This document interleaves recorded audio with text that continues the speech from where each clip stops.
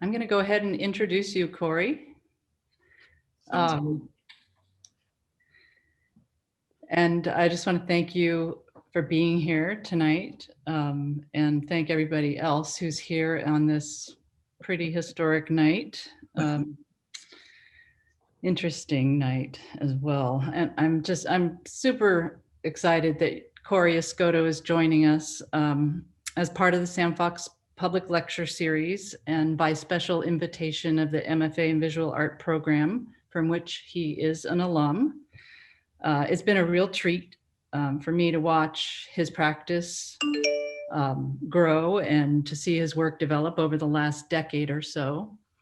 Just to back up for a second, I am Lisa Belosky. I'm the chair of the MFA in Visual Art and professor of art in the Sam Fox School. Corey is a multidisciplinary artist. His studio practice currently involves making collage-like photographic prints and sculptures that embody the idea of illusion building. There's a good bit of punnery, I would say, in Corey's work. So I think that idea of illusion refers both to spatial illusion and social and political illusion, which is pretty apt for tonight, I would say. In his photographic prints, he modifies and manipulates cameras. He uses obsolete Polaroid film, adds handmade stencils and filters to create layered images from multiple exposures. These are totally analog images that look really digital. And they serve up these kind of quippy cliches that seem to come from Hollywood movies or newspaper headlines. And then his images are often the very basis for really precise sculptural works that continue this sort of looping question of illusion and cause us to question our assumptions about what's real and what's fake. Corey received his BFA in 2004 from Texas Tech University and his MFA from Washington University in 2007. He was a 2008 recipient of the Great Rivers Biennial and Gateway Foundation grant at the Contemporary Art Museum, St. Louis, and has since exhibited nationally at venues such as Smack Mellon and Tamor Grani projects, and internationally at venues including 7 Days Brunch in Basel and the ACC Gallery in Weimar, Germany. He's been awarded residencies at the Kala Institute and the Skowhegan School of Painting and Sculpture and was a finalist for an Aperture Portfolio Prize. He currently lives in Ridgewood, New York. I had to ask where that is. That's just in Brooklyn. Well, it's in Queens, but it's on the Brooklyn-Queens border. Okay. I didn't know that. I do know that you are an avid fly fisherman. It's true, it's true. And a keen observer of street life in New York, which is documented well on your Instagram. So tonight, just to give everybody an idea of what we're going to be doing or what Corey's going to be doing, he's going to be both the host and the subject of his own Jeopardy style lecture about his work and his life as an artist. I'm going to, in a second here, put the file for the Jeopardy game board in the chat so you can download that image and see the categories, but Corey's going to share those with you verbally in just a second.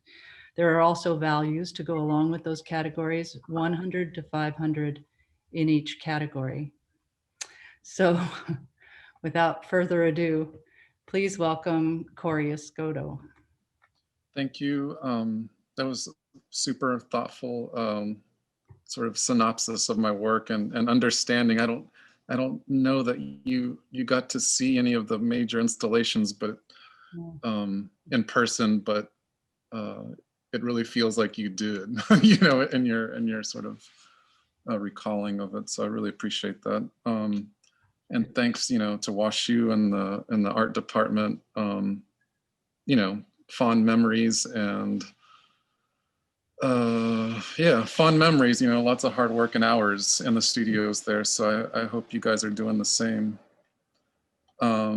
So yeah, so this is a Jeopardy style lecture. I'm doing my best to make this as much as possible verbally, like narrative talk rather than like a more visual talk, given the fact that it's happening through Zoom and there's sort of like an image quality loss and that kind of thing. So I may share the screen a little bit here and there, but I'm really trying to ultimately tell stories.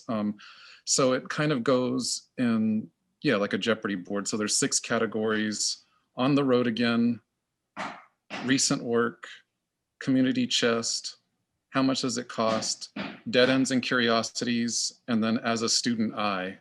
So I don't know if you happen to have a piece of paper or something nearby, like it might be good to just jot those down or not refer to, to the image that Lisa told you about. So without further ado, I'm going to call on people. Like I think that's so as a contestant, like all you have to do is basically like direct me to a category and give me a value of 100 through 500.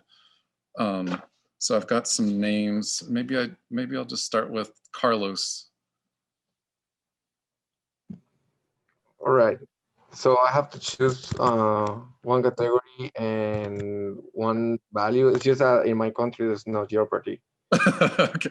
Well, yeah. So on the road again, recent. I mean, they kind of fall loosely into what these categories sound like. So on the road again, recent work, community chest, how much does it cost, dead ends and curiosities, or as a student I did blah blah blah blah blah blah, 100 through 500.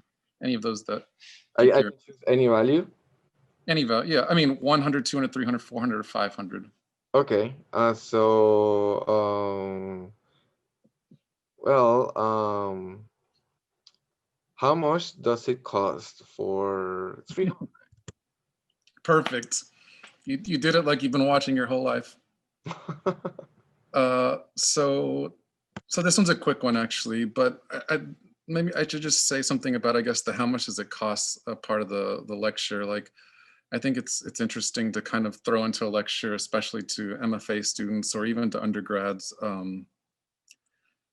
that, I don't know, I guess when I was in your place, I was always like, wondering what it costs to, I don't know, to have a studio or like rent in New York or to make certain work, or, there's like, you're kind of like running your own small business in a kind of way, your own entrepreneur as well as an artist the whole time. So it was sort of like a question always in the back of my mind. But so this one, 300, you said 300?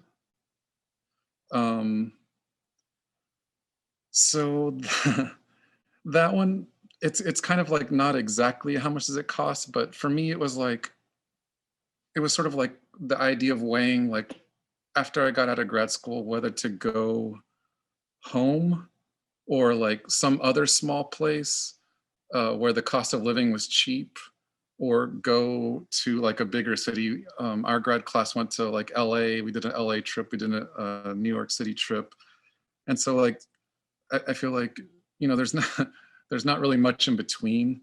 There's all the sort of pros and cons that go with, being in New York City, sort of like the vast network of people who sort of like, and the sort of art world apparatus. But I sort of chose to go home first in a kind of way, or go to smaller cities, look for jobs. I was interested in the idea of, well, like being in St. Louis actually, of kind of like building a place, building something that you wanted to see in that community, and like being in New York or going to LA or something like that seemed like you would just plug yourself into something that already existed and not really have much of an impact on the place. So for me, like, it was first very much in many years, whether it was like St. Louis, Pittsburgh. I actually went home to my hometown for a short period in between St. Louis and Pittsburgh. But I found like that time was actually like really important for me to sort of, I don't know, there's like less certain restrictions on you, like I feel like my ideal space is like my parents' garage still, like where I don't have to do anything. I always get like a free meal. There's like a garden hose, and like, yeah, like space is kind of unlimited in a kind of way. So like, there's no shame. And what I'm trying to say, there's no shame in going home and trying to like figure things out. For me, I always knew like it was temporary. I guess there was something else about going home I wanted to say. If it comes back to me, I'll bring it back up. But let's see, I'm gonna move to Martin.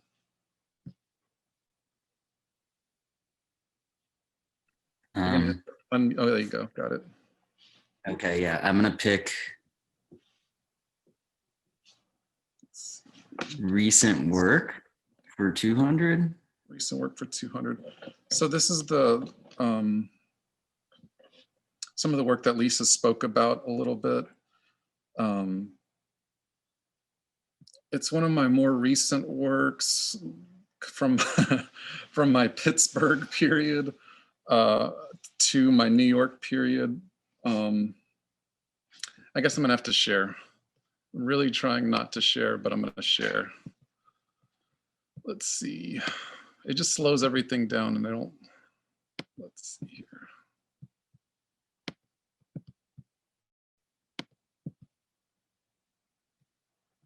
$300, right?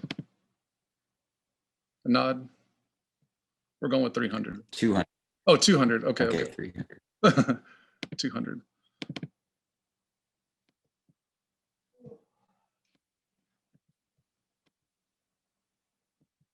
Sorry, these are all going to be a little out of order, but I'll work with it. Share, share, share. Oh, I'm not seeing my share, Lisa. Oh, there it is. There it is. Okay.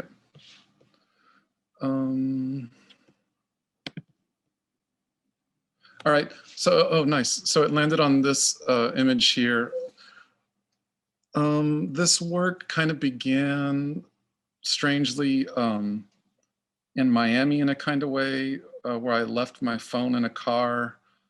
And so I lost all these images from my life. And then I decided that I wanted to have like actual photographs in my life again. And so I bought a bunch of Polaroids. And at first I was just like taking pictures, you know, of anything and everything, kind of just like, and then a really old school, yeah, I guess people, Polaroids are back, people are using those again. But I also wanted to potentially, you know, use it in my artwork. So this image is like stretched gum that was stretched in the back of this 4x5 camera. This guy here, I got it at an estate sale in my hometown. It's a really beautiful German camera. And so I was like stretching gum in the back till the point where it became like translucent. And then I was photographing things, like really trying to like play with the materiality of the Polaroid and explore like what could happen with, you know, I was kind of almost thinking more about painting as I'm like playing with photography in a kind of way, like how to think about the Polaroid as a potential palette of color and texture, and then how to manipulate that. So this was like one of the sort of first kind of images. In that experimenting process, I started cutting stencils, or I had an idea to cut stencils and then try and register them and sequentially kind of expose through these series of stencils. And this was the first image that I made using that process. And I didn't think it was going to work at all. I thought there'd be too much camera vibration or misregistration between the stencils. But when I, you know, sort of pulled this Polaroid apart, it was like clear to me that like I was going to use the rest of this Polaroid in this way. I just really love the results.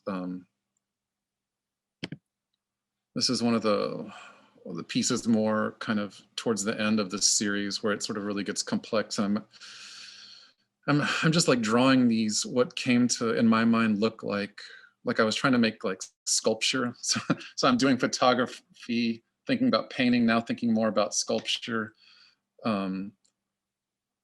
And sort of making these, imaginary three-dimensional spaces and objects from image fragments, and then all seamlessly made into, a Polaroid. And then I further complicated that, both like for the viewer's sake and for my own sake, in making sculptures that looked like the images. So again, like I would make these images, and then I would see that image, and then I would pretend like I was like reverse engineering my own image or something. Like if I didn't make that photograph and I came to it in a gallery, I'd be like, oh, how did they make this image? Like maybe they made a sculpture and then took a picture of that thing. Like maybe they made like a little set. So that's where these sculptures kind of, I say sculptures, and I think about it more of like sculpture in kind of quotation marks. I almost think about them more as prop sculptures. Here's another side-by-side version. Materials vary from copper to like actual photographic material, plexiglass, really any and all materials that I had in my studio. I was fortunate enough to be asked to do a show in Pittsburgh, where I got a budget and a nice gallery space. And so this was kind of one of the installations where it was all kind of put together in the way that, best sort of made it happen visually and as an experience, and sort of allowed for that play of being fooled, that Lisa spoke to earlier. Here's just a quick little, I call it a hero image, where just for the sake of things like this, where I can kind of illustrate what I'm doing. This is like not a set, it's the actual Grand Canyon. It's like every picture on the edge of the Grand Canyon looks like, not real. There's one of them.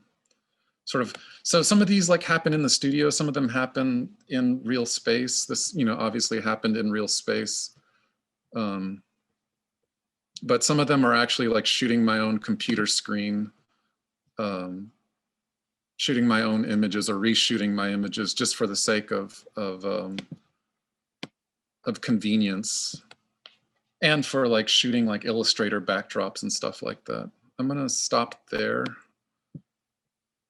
Let's see, stop sharing. And I'm gonna go to the next one. Let's see, who's next? We got Noah.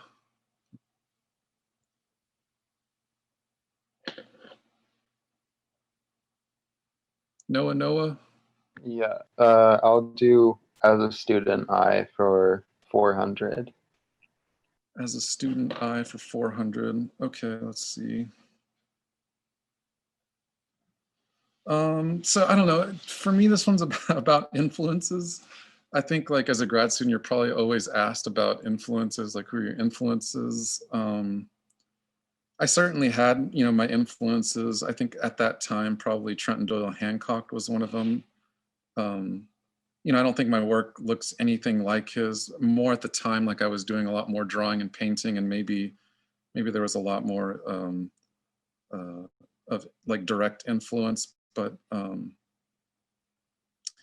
I guess I think the idea, I think a thought that I had was like, like really like put your tentacles out there for influences that are, not necessarily like other artists, but, I've always been influenced by like music and jazz music. I love jazz music. And so I feel like, artists like Archie Shepp or John Coltrane, or the whole like canon of like amazing improvisational musicians is probably like equally as important as an artist like Trenton Doyle Hancock or JMW Turner, yeah, I mean, I guess or even like, I love antique stores. Like for me, like going to like a bunch of antique stores in Maine is like equal to going to the Met, like the Met's great. I love the Met. but I love like great junk stores and the texture and like objects in space that have been touched, and like, you know, the patina is just like real, you know, there's like a realness to objects that have been lived with. Yeah, so it's sort of like a thought on influences. Let's see, going to Karina. Hi, Karina. Which one have we not done yet for the what is it called? The road again? On the road again. All right, 1 through 500. 500. 500. All right, that one's Little Green Men. I'm gonna do two. This one sort of leads directly into something, so I'll just tell the story and then I'll show the work that it sort of links to. So I was, as Lisa mentioned, I fish, and I was on a fishing trip with my dad one time. And like, I was young. I don't know how young. I was like, I don't know, I'm gonna guess like 12 or something like that. And we were driving back to Texas. I'm from Texas. It's sort of like an empty landscape where, and we decided to drive back like through the night rather than like waking up early the next morning. We decided to drive back through the night. It's like super dark. It's super, super late. And we're just like pushing through. And so, yeah, there's like this like kind of like flat horizon. And in the distance, we see like a light, and it looks like any other kind of, you know, a car light, headlight in the distance, but there's only one. So like maybe it's a car with no headlight or something. And then it kind of like looks almost like it's twinkling or buzzing in a kind of way. It doesn't really kind of register on my radar at this point of being like anything unusual. But then it gets a little bit bigger, and it's definitely doing something more than buzzing. It's kind of moving. There's almost like a rhythm to like the buzzing or the twinkling or something. It's, you know, starting to become a little bit weird. And then it gets a little bit, you know, bigger. We're going 70 miles an hour down the highway, and it's like definitely a small figure in the distance, you know, and it's emanating light like a headlight. And so it's like, whoa, this is very strange. And at the point where you can sort of like make out that it's a little bit of a figure is where it gets, you know, like time is getting shorter and shorter in terms of like where we see this thing and where it's like really close to us. So at that point, like, I don't know, my heart starts like pounding, you know, and I'm also like Dad, like, are you seeing like this, you know, like everything that's going through my head is also like X-Files kind of things, you know. I was like raised on X-Files, sort of loved that show. And so, you know, it's getting bigger. It's definitely a figure. It's moving rhythmically again. It's fully emanating light. It's kind of freaking me and my dad out. We just kind of keep going straight, but then, yeah, so, you know, it's like zoom, zoom, zoom, zoom, zoom. It's like right in front of us, passes right next to us on the side of the road. And as soon as it like gets out of the beam of the headlight, we see that it's a man running, but the man had one of those like full head to toe 3M reflective suits. But at that time, like they didn't exist. Like at that time, you would only see that kind of material on small pieces of people's shoes, or like on safety equipment. But this guy was full head to toe, emanating light up to the point where he was like 6 feet away from us and freaking us like out. So that experience like made me want to make, you know, a body of work that sort of in some way, I don't know, you know, had some of that feeling, or at least utilize that material to try and match in some way that sort of experience, you know. Sorry, I'm just I'm gonna share here in a second. It's just like one of those like crazy, powerful experiences, I guess. Here we go. Okay, let me go to, I didn't get it. That's okay. So these are some of the, maybe this one's the best one to look at. This is one of the, this is made from the 3M reflective material. It's like this kind of meticulously crafted text.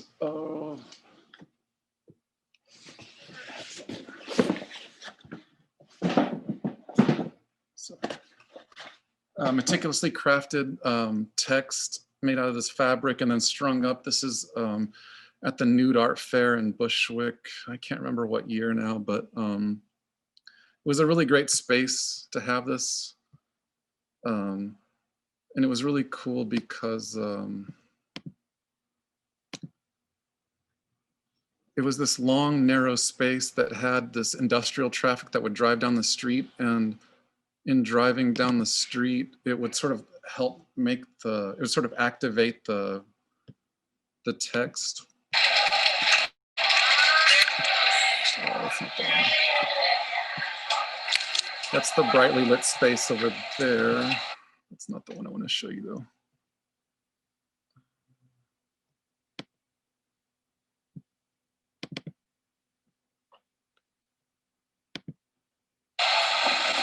You can kind of see little flashes of light a little bit, and that was from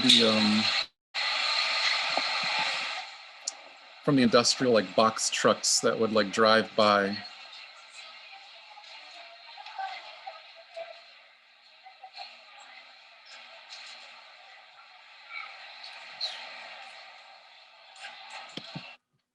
Sorry, I'm trying to rush a little bit. This one's my favorite one. I'll just read it just to give you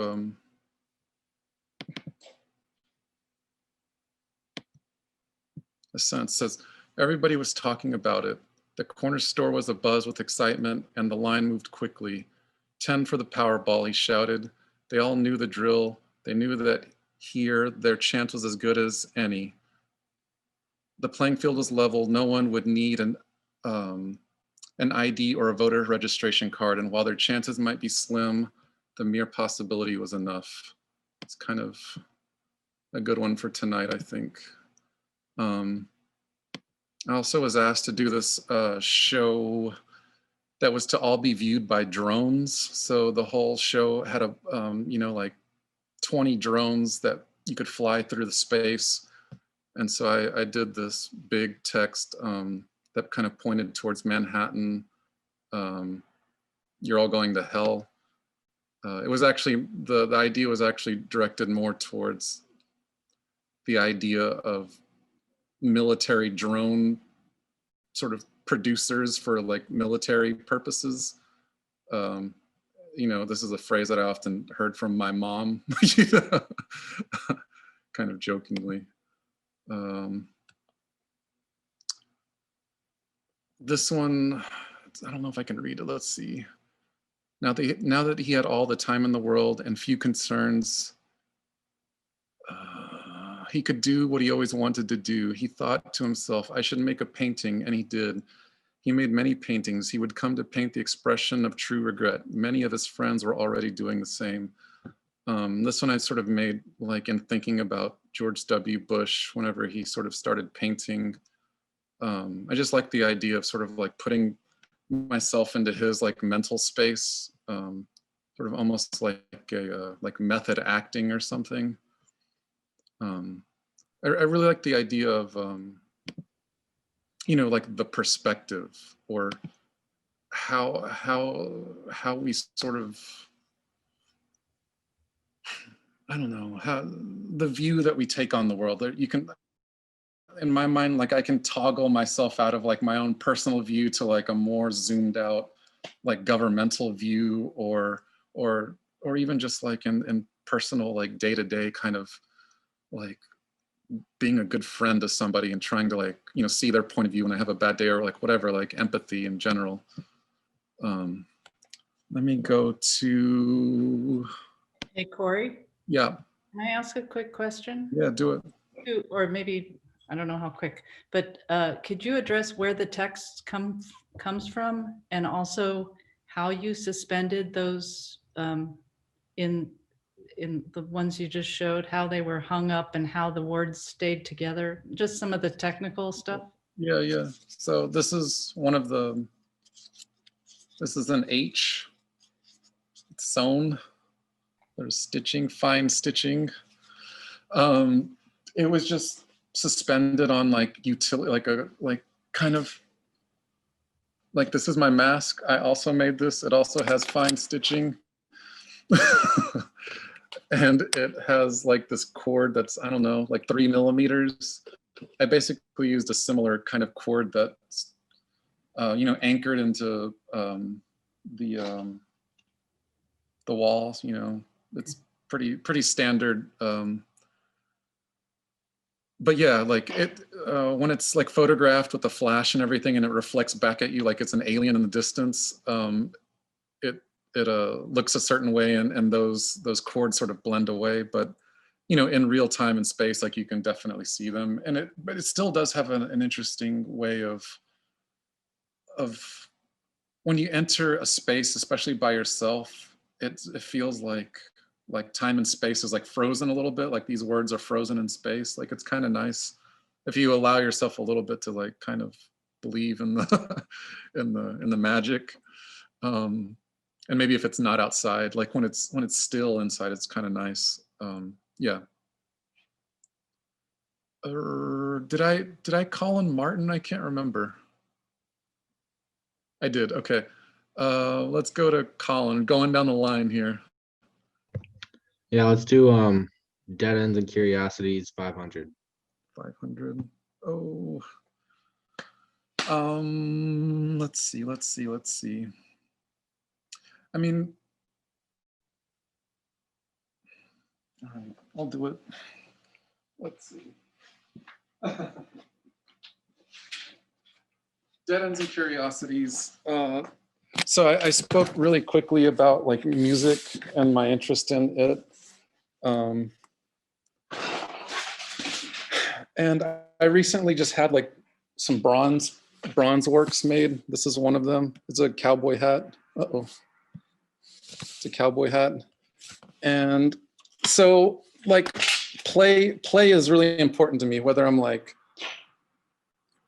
the first Polaroids that I made were, kind of about play. So I made those from a place of play, stretching gum in the back of them. And I think just like part of being in my studio is like partially just about play. So the other day I was just like, exploring the sonic capabilities of a casted bronze object. Let's see. Let's here for a second. So yeah, I mean like.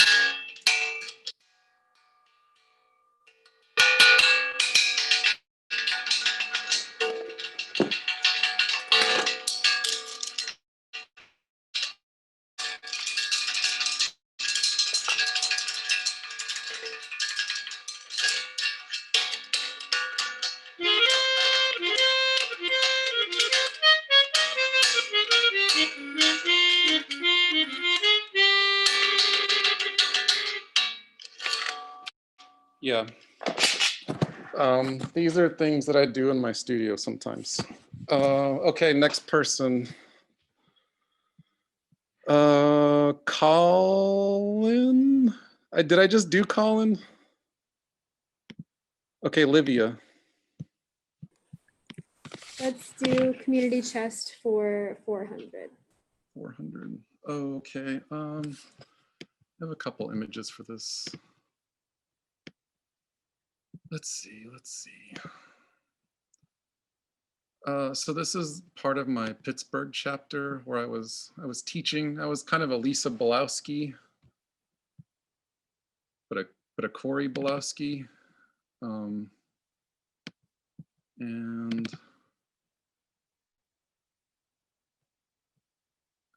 And so I was doing that. That's sort of a community. But I was also on the side sort of like trying to do what I was sort of speaking about a minute ago, kind of like build my own community in a kind of way. And part of that was share screen. Part of that was, come on. Part of that was this thing called CSA PGH that I co-founded. It was sort of a collaboration from the very beginning with my good friend Casey Droege. And it's sort of based on the idea of a CSA, like community supported agriculture box of vegetables. But instead of vegetables, we were doing art.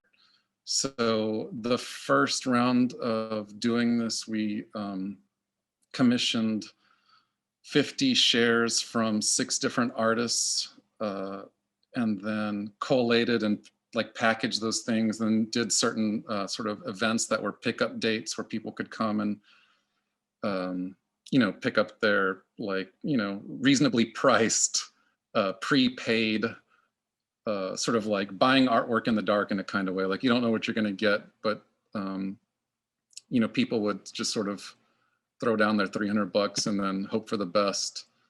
So I don't know. This is a poster I made for an event. Like I just show this stuff because it's like, you know, like learning Illustrator kind of matters sometimes. Like these little things that you pick up along the way, you know, like really do help out in real life certain times. These are a couple of the pickups. You know, I kind of like dressed it all up and photographed it, make it look nice. We had everything from like records to these cast milk bottles to, this is like, I forget, it's a piece of Andy Warhol's shirt. This artist spoke to one of his relatives and got one of his shirts that she chopped it up and into pieces and then sort of like, and everybody got a piece of Andy Warhol. Let's see. There I am. Do you know where your art comes from? I like that little tote bag. This is a judging panel. Another logo. Yeah, and so like, yeah, again, it's just sort of like trying to make the thing that we wanted, you know, we're trying to sort of like start and like jumpstart this collecting community on the smallest little scale, like baby steps. You know, of course, this is like not New York. Nobody's gonna, I mean, there will be some people who spend, you know, $20,000 on a painting, but it's gonna be a much fewer and far between. And so we are just trying to like build a community of artists and appreciators, you know. So that's that. Who's up next? Erin? Is that right? Hi. Let's do as a student eye for 300. As a student eye for 300. I guess this is a little bit about the idea of it's like a, you know, like a straight path or like a more circuitous kind of like when I was in school, like you have like a sort of like goal, or not a goal, but like there's sort of like a set path. You know, you go through undergrad, like you do all your credits, you like learn everything you're doing. You're also building a body of work, and then like, you know, maybe the next step is grad school, same kind of thing. But like once you get out, like once you've like checked all those boxes and you're kind of out in the real world, it's you know, things are like different. You know, it's like you no longer have those kind of artificial boundaries that help sort of like measure your progress in a kind of way, or, you know, it's completely opened up. And so I don't know.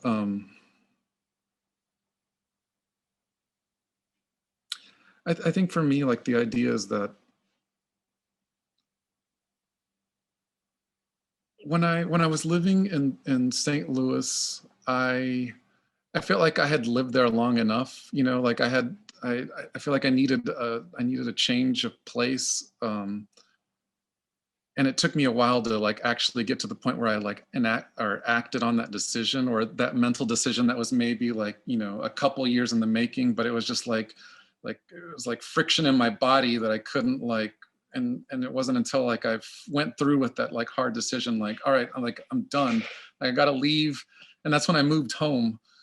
You know, I had already done the Great Rivers Biennial thing. I'd had like some success and some, in Pittsburgh or in St. Louis, but I was also like, I just need something new, you know.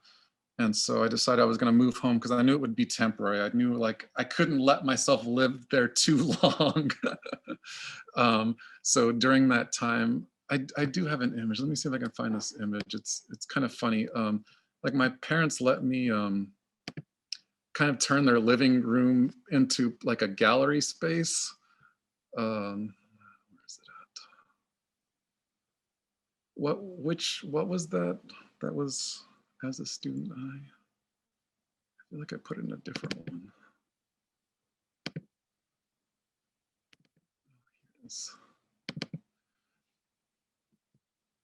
So my parents let me turn their living room into a gallery. I was kind of using the garage as a studio and kind of like working in the back driveway as well. I was starting to kind of like do this this work potentially that was going to be like I'm from Amarillo, Texas. Like I was going to like work with this donut shop and like turn it into a gallery / performance space. It kind of never happened, but because I had to move. But let me share real quick this one image.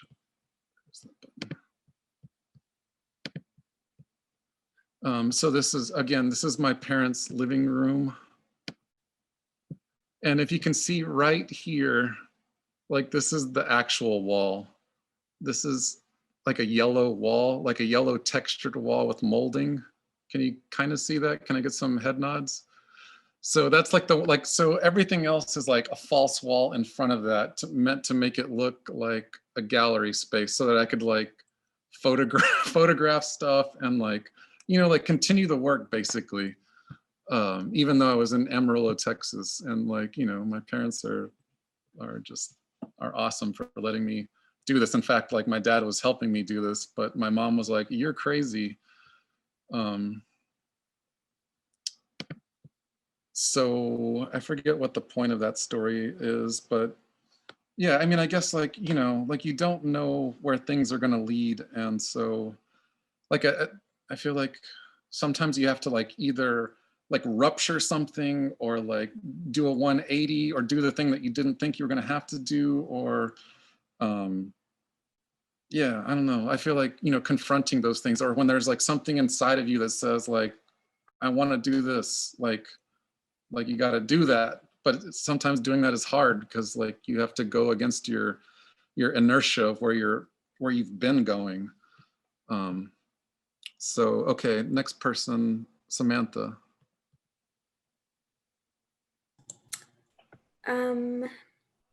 Maybe dead ends and curiosities for 100.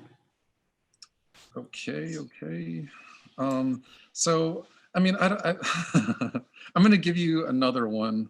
That's like the fly fishing one. I could talk endlessly about fly fishing, but I'm not gonna do that to you. Maybe, I guess it's part of I'm going to give you making things just in general. Like, so, you know, I don't know, maybe some of you all have made your own masks. Has anybody, like, give me some heads if you have? Yeah, we got some throwing it up. Like, I think like little stuff like this is really important, especially if like you come to it like just because it's something that you want to do. Like I bought this fabric. Actually, it's this fabric. Like it's now a scarf, but it was in Berkeley. I was doing a residency and I went into a fabric shop, and this fabric to me was like so beautiful that I wanted to make a pair of pants out of it. And so I bought enough to make pants. And then my friend who I started the CSA PGH with, she helped me. She had like done stuff like this. In fact, she was teaching like a fashion class. So she helped me like work through a pattern, and I made a pair of pants out of this wool. And it's just like, I think about it like R&D, like research and development, like kind of like these little side projects. I mean, there's like 1,000 other things I could sort of like grab in here. I'm doing this all the time. And I feel like sometimes it's getting in the way of my actual like quote unquote real work. But even this chair right here, like this is a chair I found on the street in New York. It had the arm broken off of it. And then I repaired it like with this like patchwork of fiberglass and sculptable resin. And I sort of rescued this thing, but it's like in the process, I learned like something that like gets filed away in the back of my head that's going to inevitably come out in like my real work in a different way, in a more refined way, or more, you know, there's just like, I learn all these little, it's just a way of like teaching yourself stuff and like, and allowing yourself those little detours. I don't know, I find it to be really important for me. All right, let's go, Alexa. Sorry, I'm skipping all of the veterans. Let's do On the Road Again for 100. On the Road Again for 100. Okay. Oh, the bridge. This one's called The Bridge. How am I doing? I'm doing all right on time. The bridge was an art fair in Miami in 2016. I wish I had the catalog here. They printed this big, like amazing catalog. Like people don't print catalogs like this anymore. They never did print catalogs. It was like a poster that was like a catalog. It was crazy, but it was actually a really shitty art fair. And it was in a hotel room. And like, so I'd never been to an art fair at this point, you know. I went to school at Texas Tech. I was in grad school at the time, but I'm like, I gotta go to this, I guess. And so like without a hotel room or anything, I like buy a plane ticket to go to Miami to go help hang the show, which is hung like salon style in this, super tiny hotel room. You know, the bed's in it, you know, like this has become like a thing. But like, I don't remember when Art Basel started, but it was like kind of on the earlier side of that wave of like the art fair kind of like trajectory starting to crest. So 2006, yeah, I mean, it would have been starting to crest at that point actually, but so yeah, like I helped hang the show. It was just like, you know, it looked kind of terrible.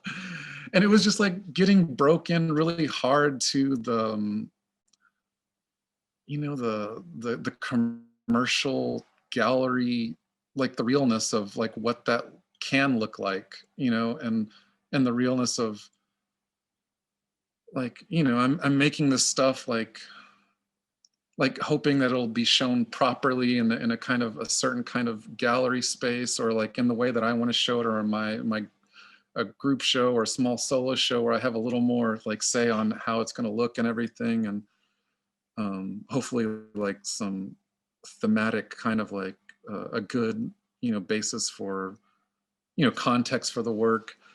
But no, it's like, you know, jam packed into this like tiny hotel room.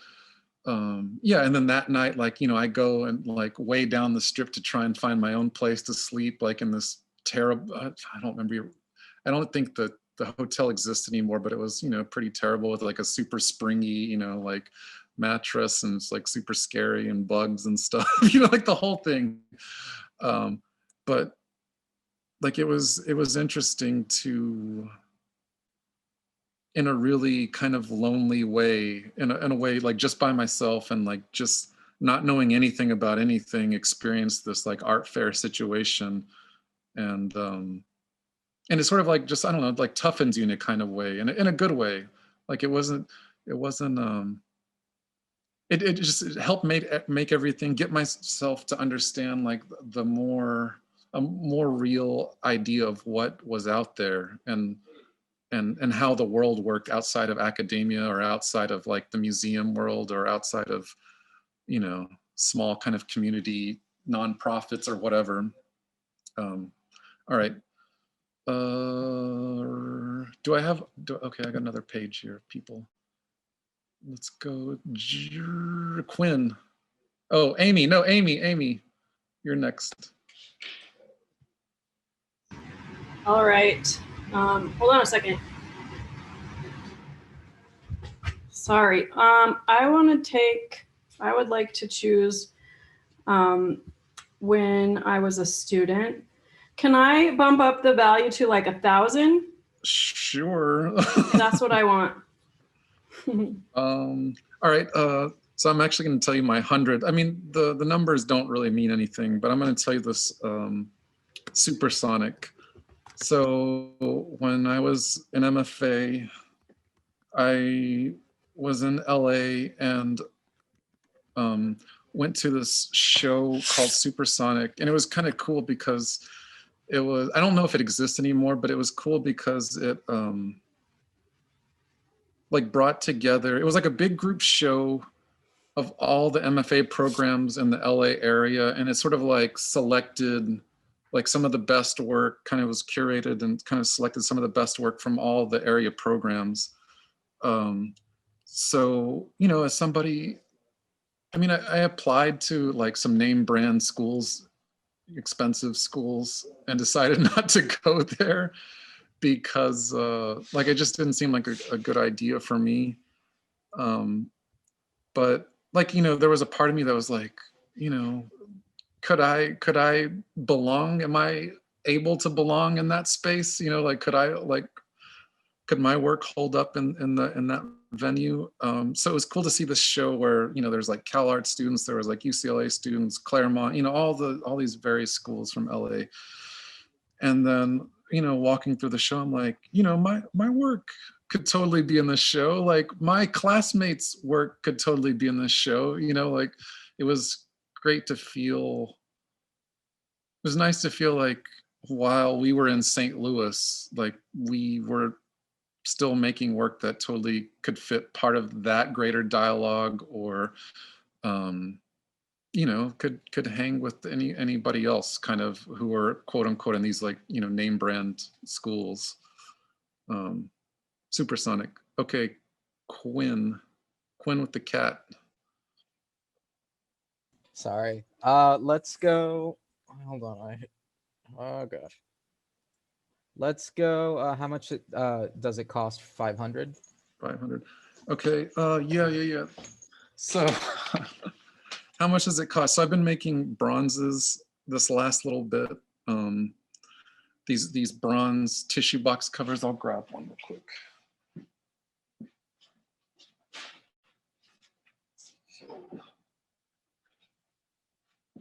This is one.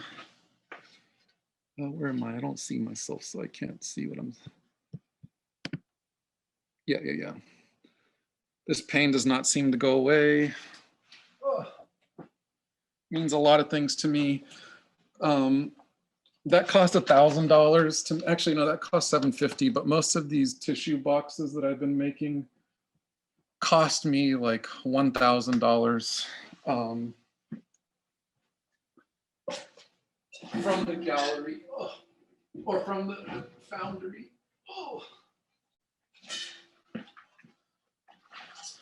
This guy, it's a little bit bigger. You can see it's bronze. There's the back. It cost me $1,500. My invoice from Modern Art Foundry. You can see. So I don't know, like the reason I feel like it's important to share this, you know, the original idea is I wanted to make these in bronze, but I was doing cast resin thinking it was good enough, but like it's always really important to go to that last little bit of step, or that last little degree of like getting it framed right, or, you know, like those little things that mean a lot. And I think materially, like this thing needed to be what I wanted to be from the beginning. And so, like, I didn't know how much bronze work cost, you know, in the beginning, but a collector, somebody that I'd sold work to in Pittsburgh a while back, was interested in one of these tissue boxes that I had. It just said facts on it. And so she was like, I'm into that one. And in our sort of like negotiations over like selling this piece, I'm like, okay, like, I feel like it's worth this much, but would you buy it for this much if it was bronze? And she's like, yeah. You know, it's like, no question. And so, all right, done. I got to go cast it in bronze now, you know? So she basically like funded, and, you know, I was telling her like, it was like a very transparent discussion about this. Cause like, we're sort of friends. We've like known each other for a while now. But she was essentially sort of like fronting the money that would help me cast like 3 things. And then she would get that finished piece. And then, you know, I sort of get these other ones that are cast out of it as well. And that's sort of like helped jumpstart the making of these bronzes. And then, like, as luck would have it, like, you know, I posted a couple of those other 2 to Instagram as well. And then somebody wanted to buy those 2. And then so I had like, you know, I had some money, then I took that money and then made 4 more bronzes. And so just like, it's sort of like that snowball effect of, but, you know, pricing of work is also, you know, a topic of discussion. But maybe I'll, who's next? Who's next?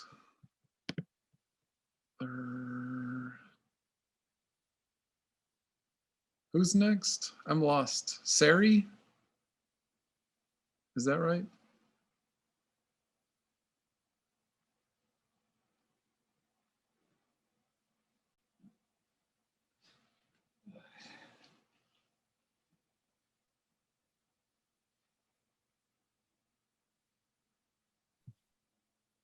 There we go. I'm here. Yeah. Hi. Yeah. Yeah, I want to choose recent work 500. I think I did 500. Let me 400. see. Or 3. Oh wait. No. Oh, bronzes 300. Text banners. I kind of did text banners, but that was my picking. I'll do these night lights. Let's see. I don't know how well this is going to work, but. So just before making these tissue boxes, I was working on this other body of work. This is one of the first ones I made. Are you seeing the work?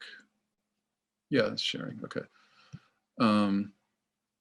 Making these night lights, kind of like the whole idea was like based on a climate of fear, and like the night light is an object whose sole purpose is to kind of like help people sort of work through a fear. So this ACLU nightlight was one of the first ones. And then I started doing like these longer, almost like Dan Flavin-like bars of light, but they all have text on them. So they're so hard to photograph. Like it really annoys me. How is this coming through well at all? I mean, you can't really read some of the text. Some of them say like terrible parable, unreliable narrator. Let's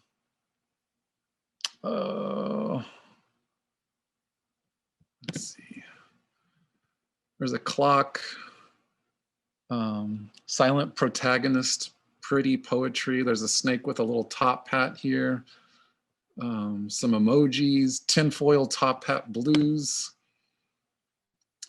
Fortune, this fiction, Man on fire, a narrow channel of truth and beauty. This little baby nightlight here says, it's a sign. This one here says, wait and see. Brick and mortar. Don't do that. Here's a little bit better one. This is a different arrangement. This is from the spring break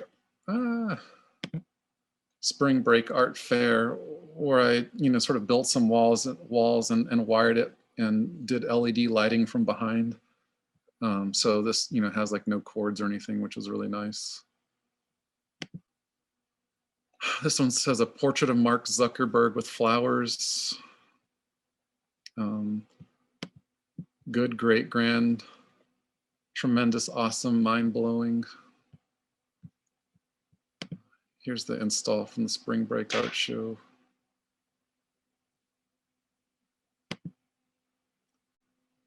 Here's the other side. So these really weird spaces, having to work in an office building kind of context, but it's kind of almost like a MFA. It's like a big MFA show, the spring break art fair. If you've ever seen it or ever have the chance to come and see it.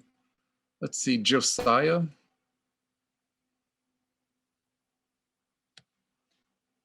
Josiah.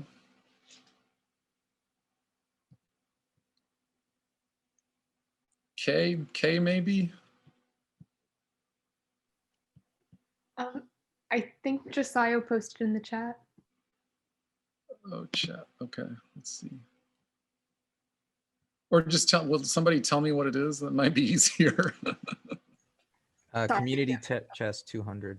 Community chest 200. Okay, let's see. Okay, so that's sort of about, I was teaching, and I was going back and forth like the whole time I was living in Pittsburgh, but I was going back and forth between New York and Pittsburgh. It's like, I'd be done with class on the afternoon on a Thursday, and I would leave Pittsburgh, drive on the Pennsylvania Turnpike to New York, get there super late, and maybe go to an art opening or maybe just crash immediately. This time was like a lot of, I was coming back and forth so often. A lot of times I was sleeping in my car, just because like I didn't want to have to like keep like inconveniencing people with my presence all the time. But I started like going to shows, and I had a handful of friends and who were starting a gallery. I'd go like every time they had an opening, I'd go check that out. I was just sort of like building a friend group, and sort of like I was almost like doing most of my socializing in New York, but then I would, come back to work, during the beginning of the week, and then like work in my studio after school, after teaching. And then, then when Thursday came around, like I'd blast off to New York, and like, it was just, I guess it's just part of, it was sort of exhausting, but like really fun too, like back and forth to New York, going to shows, hanging out with friends. It was like crazy exhausting, but I guess it's sort of like, it's like a snippet to sort of like reveal part of this part of my life where like more and more and more was starting to happen for me during that time, and I was feeling more and more pulled to New York anyway. It was probably also like that feeling that helped me decide that I should like quit teaching and just move there, just to like see what that was like. I feel like I needed to understand what that meant to live there full time, rather than be a frequent visitor. Who's up next? Sari? Did I get? No, I got Sari. Josiah was in the text. K. I don't remember what's left, but maybe what does it cost? 300? I'm not sure if we've done that one yet. Okay, It was the let's, first one. I'll do, what does it cost? How much does it cost? Let me, I'm gonna do 400. It's kind of, okay, so everybody, if they're not familiar, I mean, I'm sure you're familiar with the Great Rivers Biennial. That comes with a big grant. I'm sure it's probably still around 20,000, I imagine. So whenever I got that, you know, I was like, didn't really have a job, or I was trying to figure things out. But like, I knew I needed to have a show. I needed to like make work. I needed to like sustain my living situation. So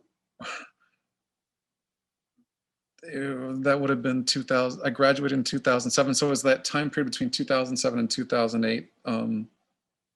I had the bright idea that I would like try and put some money in the stock market. And it happened to be the exact wrong time to do that. And so, so at first it was kind of going well, and I was like, oh, like this might actually be working. And then very soon after that, like, you know, it was like this crazy up and down,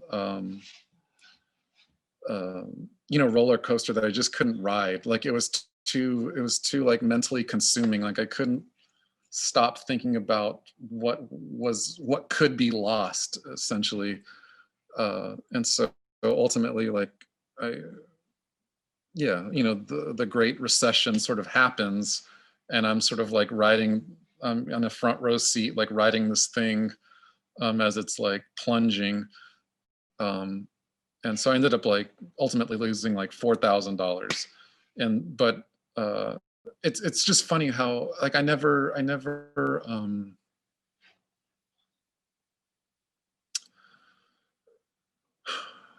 thought that I would, so I graduated into a recession, and now like a mere, like how many years later, like 9 years or 8 years later, I'm like, there's another one, you know, like that's a really strange place to,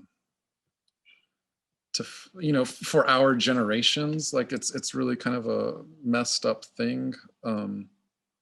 So like I don't follow the stock market too much, but I have occasionally, like I'll like overhear people talking about it, and like so I like keep an ear out to it occasionally. And like I've just heard of so many people kind of like jumping in recently, you know, because it's just funny how like talk of the stock market, like once you start almost hearing about it, it's probably like a bad time. By that time all the money's been made, and it's like a bubble waiting to pop again. All right, let's see who. I'm so lost. Who's next? Was that Kay? That was Kay. All right, Joseph. On the road again for 100. Has that been called yet? I did 100. I'll do 300, and then maybe I can end on Kyoto if you're you know listening. Let's see. Okay, so on the road again for 300. So again, back to the Great Recession. So like the recession, like, you know, like dragged, sort of like happened in 2008, and then like 2009 rolled around and it's still bad. 2010 rolls around, it's still like pretty terrible. That for me was all evidenced through, you know, like going to CAA, you know, going to look for jobs at the College Art Association thing. So in 2009, it was terrible. 2010 was even worse. It was like, you know, a big hall with like 5 tables, and they're like, you know, there's a bunch of depressed like MFAs, like hoping something's, you know, miracle's going to happen. And I was one of those people. But I left there. That was that year was in Chicago, and drove back to St. Louis. CAA happens in February, typically, I think. And then so I was like, you know, it's like, screw this. Like 2009 was terrible. 2010 is even worse. I'm not going to get anywhere by like continuing like that direction of like looking for a job like in that way. So I decided I was going to drive instead, going east. In my mind, I was going to go all the way to Dartmouth because I had a friend who was working there, and like hit every college along the way and drop in, introduce myself, and like, you know, ask them if they had any, you know, sabbatical replacements or like, you know, adjunct work of any kind. You know, I was willing to go anywhere. You know, I'd already sort of made the decision that I was like, you know, going to move out of St. Louis. So yeah, like I went on the road yet again, and you know, sort of went all across Illinois, all across Indiana, across Ohio, sort of get into Pittsburgh or into like Western Pennsylvania. And, you know, I'm like hitting all these colleges all along the way, just, you know, dropping in, hoping to talk to like heads of the department. And that particular year was the year of Snowmageddon. I don't know if anybody remembers Snowmageddon or where you're all from, but in Pittsburgh, it got hit pretty hard. And so there I was, like stuck in Pittsburgh, you know, slept in a grocery store parking lot there. But I like sort of kept in contact with all these schools where there seemed like there might be a possibility of something happening. And so, yeah, like I wasn't able to get to Dartmouth, but I, you know, turned around and then, yeah, kept in contact, and eventually moved back to my hometown. Again, keeping in contact, but then, you know, there seemed like some close calls and everything. But then, like a couple weeks before the next fall, you know, a school called me, a school in Pittsburgh, the last school that I had gone to during Snowmageddon, called me and said they had like a full-time position, which was never, you know, like even in my mind, I didn't think that was a possibility. So then I had to fly out there, find a place to live, fly back, gather all my stuff, drive back, and then like get my syllabus and everything ready to teach like in 2 weeks. So yeah, last one, where did we go? It got mixed up. There was a Kyoto. Is it Kyoto? Still here? No, maybe not. Maybe maybe I'll just end it there then. Does anybody have any questions? Feel free to turn on, unmute. I know we're probably running, like we probably want to end it soon, but the state of democracy is hanging in the balance currently. Corey, I'm going to ask you the same question I already asked you because you didn't answer it. Okay. Where does the text come from? I mean, I write it from my brain. Okay. None of it's borrowed or taken from anywhere. I mean, like rarely like direct. I mean, I feel like most of the times it's like things, first of all, yeah, like in a lot of my work, there's like the things that we say all the time, like certain kinds of quotes or phrases that have so much meaning or so like flexible in their meaning that I'm really drawn to. So there's those kinds of things, like, you know, like we could have said something this evening that I, you know, like that I could like, you know, use tomorrow or something. But then there's, you know, like, I don't know, like I'm listening to, I don't know, the news or the radio or like whatever. And just something like some idea, like, or something is triggered, and then, you know, like it sort of grows into a much broader or longer you know, meditation or something. But for the most part, yeah, like, I don't know. I'm not interested in the idea. Like,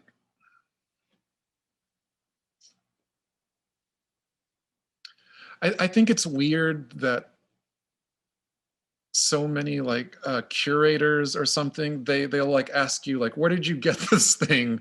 It's like, what do you mean, where did I get it? Like, I'm an art, like I'm trying my best to like plumb myself and my experiences and even help like verbalize the sort of unheard sentiment of lots of people, maybe even, you know, like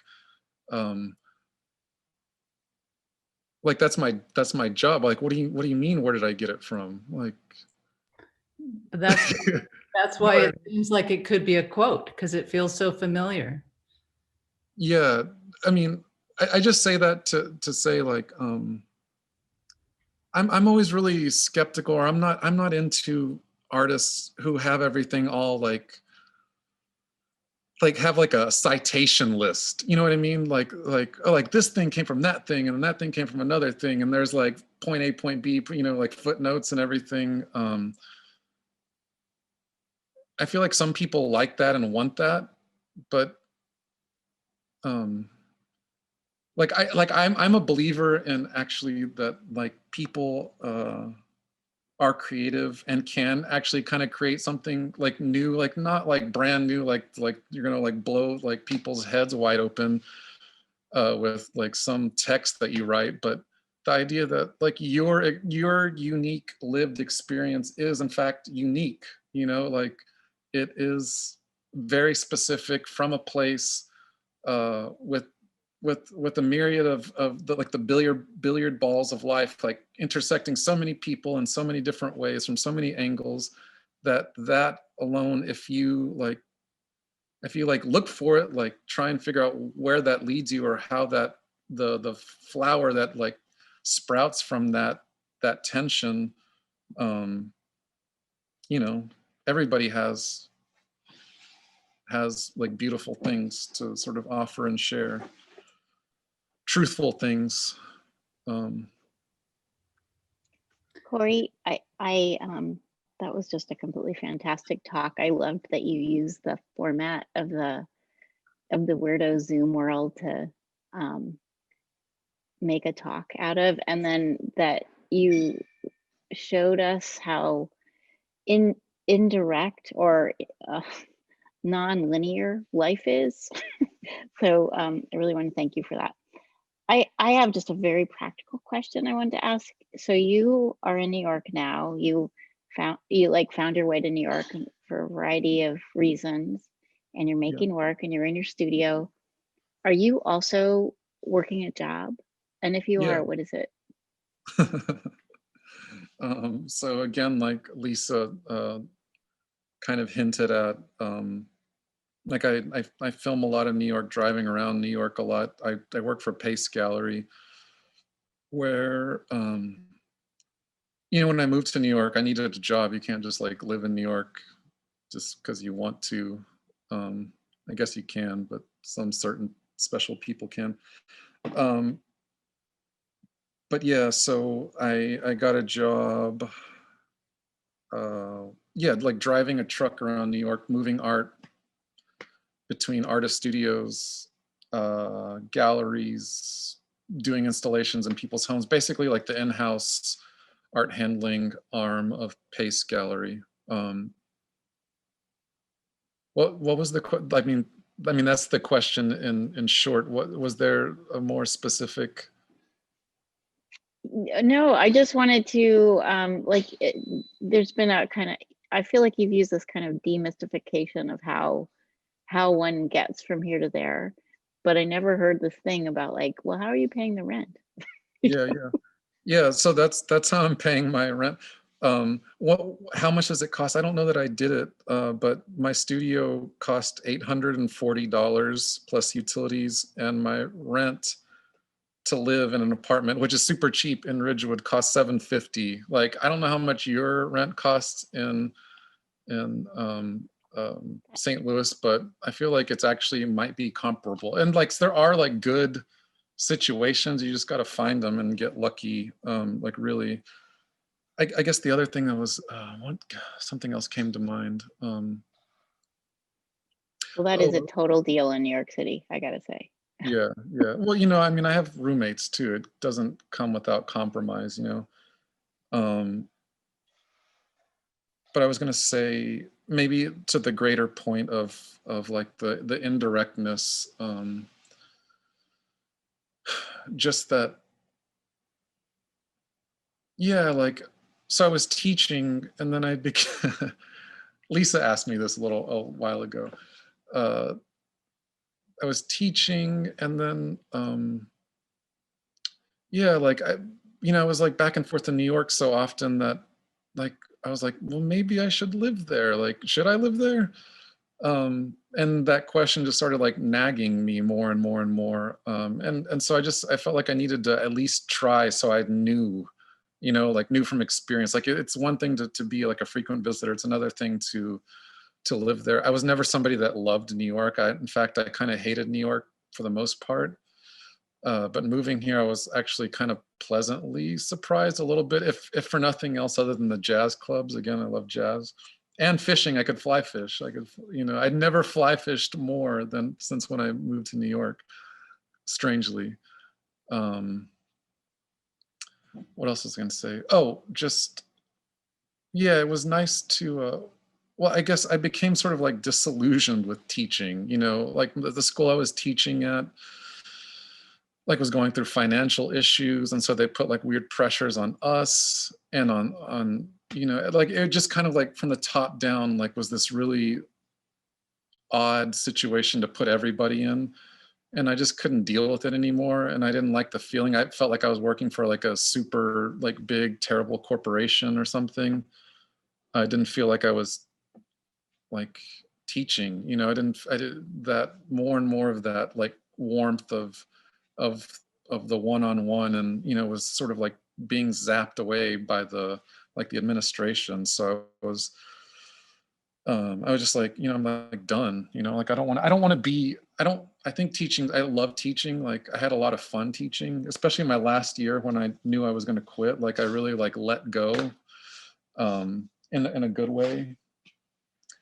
But yeah, it was nice to like go to a job that I didn't have to like really think, like on the same level. I didn't have to like plan in advance and like, juggle and kind of like think about like the heaviness of like people's futures, and like, it's like people go to school for a reason, and there's a lot of sort of like stuff that sort of like weighs on you that doesn't weigh on you in the same way when you're driving around in a truck, in New York. It's like a lot less kind of expected of you in a kind of way. Yeah. Hey, thank you so much, Corey, for giving your chat. It's so great to be here and hear you talk about all the things that you have made and all the explorations you're doing in your studio. Does Bruno still have any of those watercolor drawings on paper? I don't think so. I hope not. He shouldn't. when I look you up online, he still has you somewhere deep in the web of the website. Oh yeah, it's still on the website. I think I have them all. If you have any, let me know. I want one. Yeah. I could use a clump of clay, street clay. Look, or we could trade. I could trade you some Benjamins for it. Okay, you guys can have a little negotiation party. Yeah. I want to wrap things up by thanking you so much. This was super unique and exactly what I was hoping you would do tonight. Like Amy said, just really demystifying life after grad school. I kind of wish we had looked at more work, but we can do that. We can go on your website. We can see your work in other places. I put your Instagram in the chat so people can follow you and see what's up. Do you have any shows or anything coming up that we should hit? Does anybody have any? I don't know. I don't think so. I don't think so. Not at the moment. All right.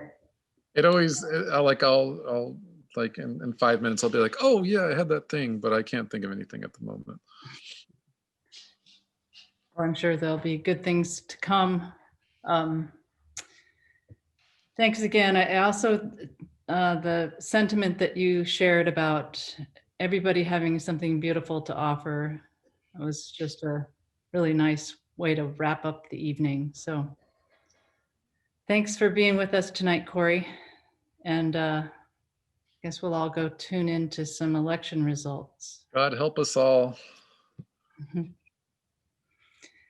So here's the sound of lots of people clapping. Oh, nice. I like that.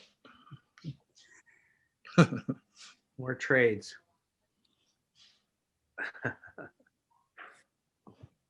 All right. I don't even know how to do that, but I love it.